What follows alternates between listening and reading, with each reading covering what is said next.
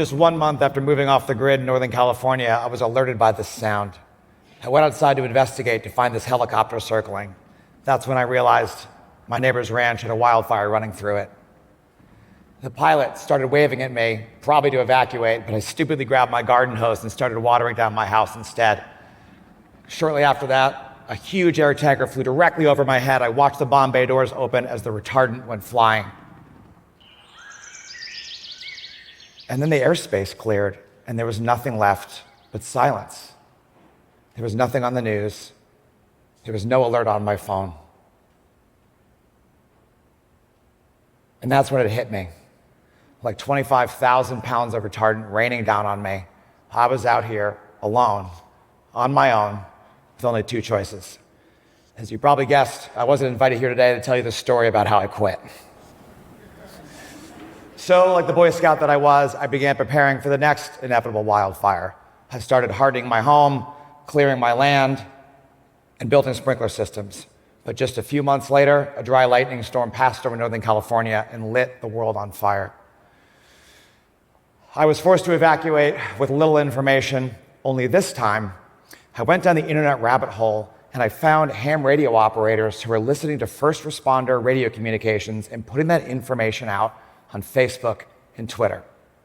It is 100% in alignment with the wind. This has the potential for 200 plus acres in the next 20 minutes. This is how firefighters communicate, and it's the closest you can get to any real-time source of information. So these radio operators, many of whom are ex-active first responders, listen to radio sometimes 18 hours a day during wildfires and have become the heroes of their community because they're disseminating information before the officials.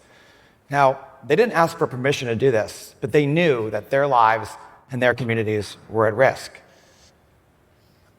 While they offer an amazing service to the world, social media isn't the right platform for this.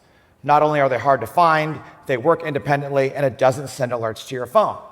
Social media is really made for cats and memes. Fortunately, my house was spared from that fire, and when I returned home, I joined those radio operators, began wildland fire training, going on ride-alongs, and immersed myself in wildfire. But I kept asking myself, where is the information?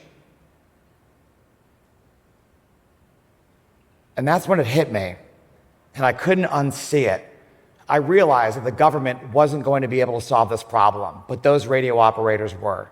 If I could just band them all together, we could build our own emergency alerting system.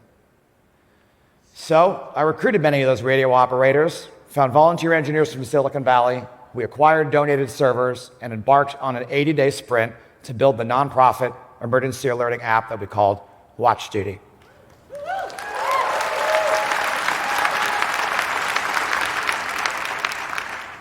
Just a few days later, after launch, a wind-driven fire blew through a mobile home park in Lake County, incinerating everything in its path. Our alerts beat the government by 41 minutes, giving thousands of residents critical moments to evacuate when every second counts.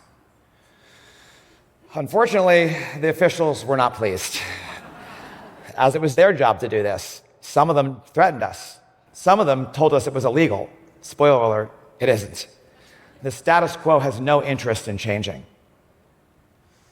But the residents, well, they were ecstatic. We were receiving love letters from across the region about how we'd saved their homes, their livestock, their ranches, and their community. That's when we realized we were about to change the world if we just kept going. So with the wind at our backs, we recruited hundreds of radio operators, raised millions from philanthropists and locals, and expanded exponentially year after year across the American West. And despite the government's protests, even they started to use it. WatchDuty app, WatchDuty. WatchDuty. WatchDuty. WatchDuty. WatchDuty app. Firefighters, tanker pilots, and dozer operators all started utilizing it, and governors and mayors started to tell their constituents to download it. We had broken through. And then LA lit on fire. All the alert systems crashed, and the world turned to us, including the emergency managers themselves.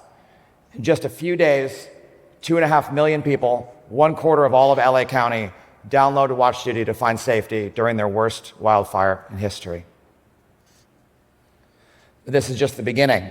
because we are expanding to all natural disasters because people are dying needlessly without any warning. We are building the alerting system that we need and frankly deserve. We are proof that a small group of thoughtful, committed citizens can change the world.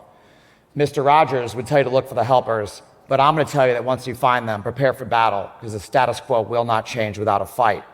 Do not ask for permission. Proceed until apprehended. Thank you.